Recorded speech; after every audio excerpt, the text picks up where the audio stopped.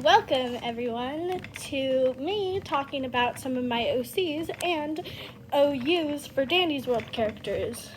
I might do a part 2 for Sonic characters if you guys want to see that. But for now, I'll stick with Dandy's World since it's the top trending thing right now. Let's begin, because I have a lot to talk about. Okay, for one, I forgot to tell you guys I already had a name for my OC. I asked you guys name recommendations, and I forgot I already had a name. Her name is Cindy. Yes, it is Cindy. And she is a cat/tiger. What I mean by that is, yes, she's a cat, but she also has tiger stripes on, so I'm not really sure about that. Cindy's story goes all the way back to the original tunes. In my OCs, aka my storyline, she was part of the original group of tunes.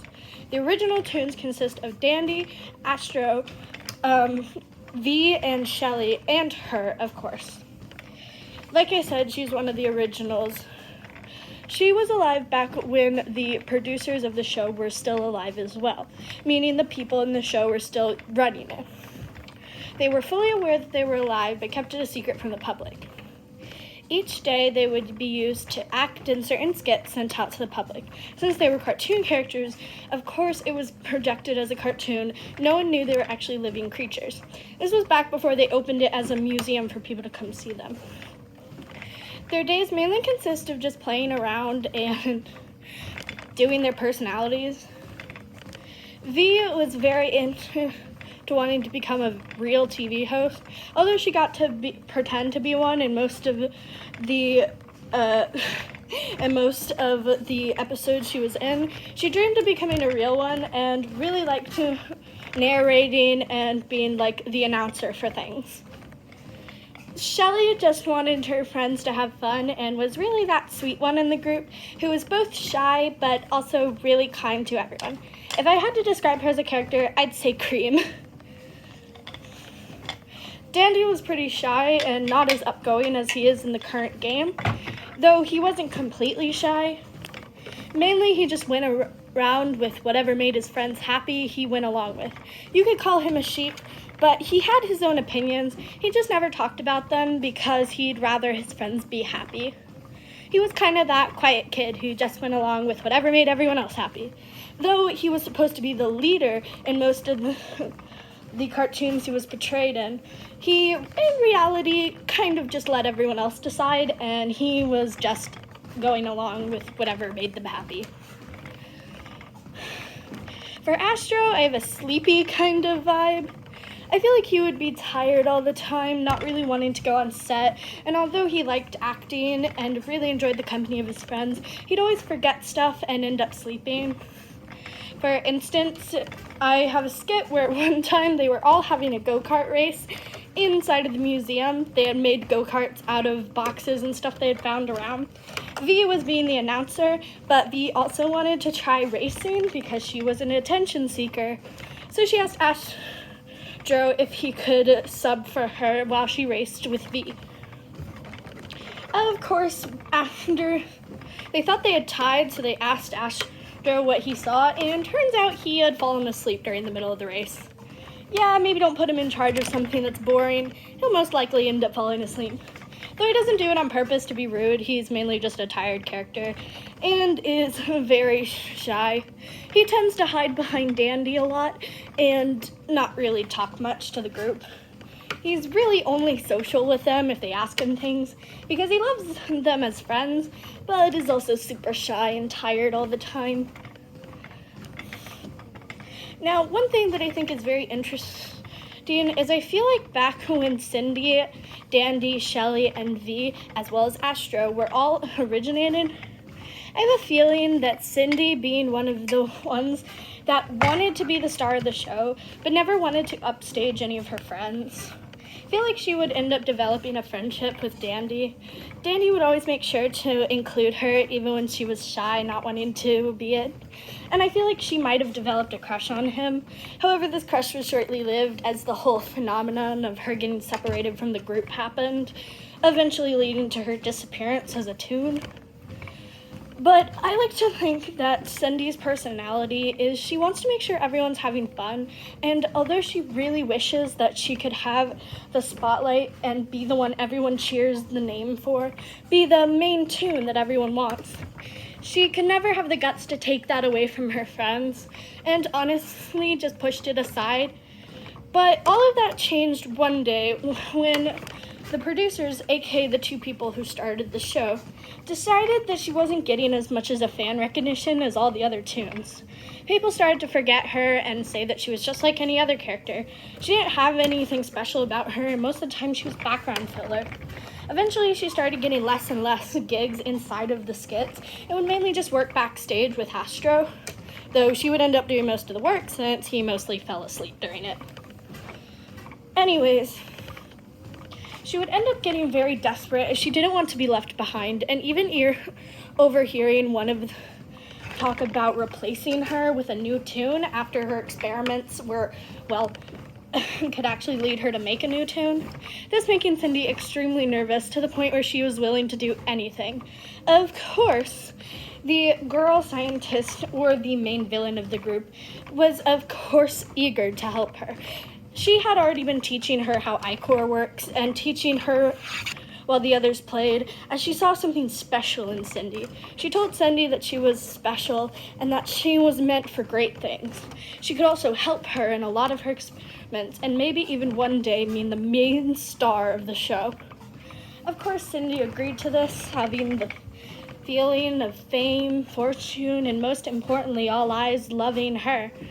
She agreed. However, she was really just using her because she was the easiest to manipulate. As long as she was promised something and her friends would get hurt, she was almost able to go along with anything, like a cat following a red dot. So she used this to her advantage. She told her that ichor not only can be used to create tunes, but can also be used to upgrade tunes, aka what we call skins in the game today. She told her that people would be more interested in her if she had a gimmick. For instance, maybe having a different appearance every show, having special power-ups or special things. The plan, of course, worked. Cindy and the scientist used the ichor to add on parts to her. Sometimes she'd appear with a white coat of fur and look like a white tiger. Sometimes she'd look like a completely different animal. Other times she'd have add-ons like a longer tail, and she'd always have gimmicks for the show. She could use her tail as a lasso, her claws were sharp and big, and she was able to become the star of the show. Everyone was always curious what Cindy would become next. What would her new form be in the next episode? She was becoming a fan favorite, a main character, even overshadowing people like Dandy and V. She didn't realize this, though. She was too blinded by fame and the praise from everyone else. However, she did not realize that that amount of ichor is not healthy for a tune. Sure, they are made out of it, but too much blood can kill a person, too much ichor can kill a tune. And using this much without supervision or proper knowledge of it was an experiment gone wrong waiting to happen. And this was exactly what the scientist wanted. She wanted to see what would happen, but she couldn't just do it, as her co-host would clearly find it wrong and shut the whole production down. She needed someone who was willingly wanting to do it. Eventually, one day, a war broke out between two sides, the side of the creator of the show and the side of the scientist. Well, she believed that ichor could be used to create mindless beasts that were able to do anything in the world and could be used as an infinite resource to create monsters, living things, and cure sorts of things. He believed that it was far too dangerous and her experiments were going too far. A war broke out between the tunes. Eventually, the producer of the show told the tunes to go into a separate room, locking them in there. Because of this, they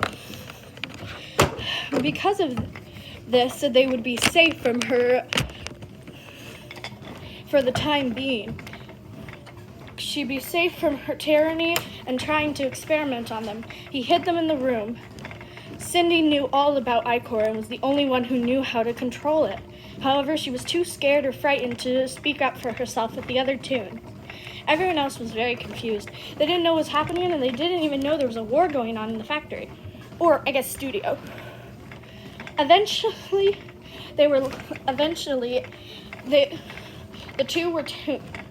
the scientist was taken down with her ship, but she took the producer with her, both of them dying a tragic death. When the Toons finally unlocked the door, they realized that they weren't alone anymore. Well, not a thing. Cindy knew how to get into the scientist's lockbox. Inside was a sketchbook filled with tons of Toon designs that they could make new friends with and put back up the show. Maybe even have something fun to do with it. Some new friends. However, they needed iCore in order to get it. And the only way to get iCore was to go to the other floors and extract it from the iCore machines you see around the map. They all decided that they would go together and gather up iCore and create new Toons, a new family, and a new world. So they all hopped on the elevator and decided to go. However, during the elevator trip, Cindy's body started to react to the amount of iCore, and her sins have caught up to her. She started to glitch out completely, certain body parts turning into iCore and then coming back, it leaking out of crevices like her ears, mouth, and eyes, and her turning from good to monster. She didn't know what was happening, so she tried to hide it from the others. Kind of like in a zombie apocalypse movie where the character's like, "No, I didn't get bit, I'm fine." But you can clearly tell they've been bit. And you watch them be bit. V was the first to start to get suspicious and nervous. Eventually, she cornered her to interrogate her about what had been happening. But when she turned around, she was in mid-transformation and about to, with iCore ripping from her eyes and claws coming out of her. V was petrified as she had never seen something like this, creating Cindy as the first twisted. She scratched her in the eye, causing her monitor to be damaged. She ran back to the elevator, but quickly Cindy managed to turn back, being able to take control of her body. She tried to move her way towards the elevator and ask them if they could help her. None of the others knew she had turned, but V knew. The others tried to go help her, but V stopped them, and while Cindy cried out in pain, asking them to please not leave her, V pressed the button, closing the elevator and leaving Cindy on the floor, half transformed into a twisted and half still alive.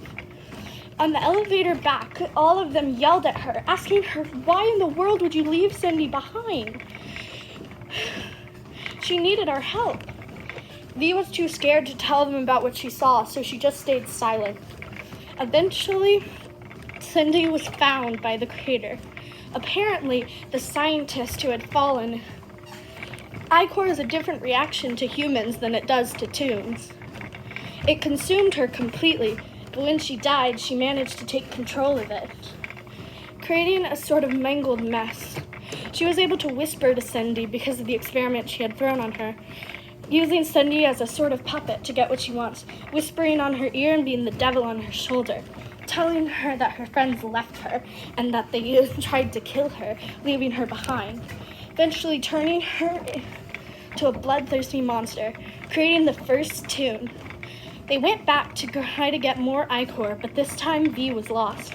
She was by herself, thinking that Cindy was dead and lost, when Cindy came up behind her and slashed her to bits, ripping her apart completely. V was laid there dead on the floor as Shelly heard her screams and came to come to her, asking V if she was okay as she glitched in and out of death. Eventually, she saw Cindy in her twisted form and screamed. Cindy fled away from the scene. Shelly began to cry and didn't want to leave her by herself. She was crying over her corpse for a while until Dandy and Astro found her. Dandy grabbed her arm and told her that they have to go back or else what happened to her might happen to them, and that they had to take cover. She screamed and yelled like a toddler, not wanting to leave her best friend / crush behind, dead and dismantled, but eventually Dandy dragged her back to the elevator. After they were down on the floor, the whispers that were inside of Cindy came to V, twisting her memories into thinking that her friends left her for dead. Being able to erase certain memories and recapture certain ones, she was able to manipulate V. Giving her more ichor, she turned into Twist V, and with now manipulated memories, she was out for the hunt for everyone else as well. Tell me if you guys want a part 2 of this. I'd love to do a part 2, and honestly, I think you guys really enjoy. Leave a like or comment if you like the story and what you think of it. Feedback, I would love, and if you guys want a part 2, comment part 2 or just like the video. And subscribe. Okay, bye.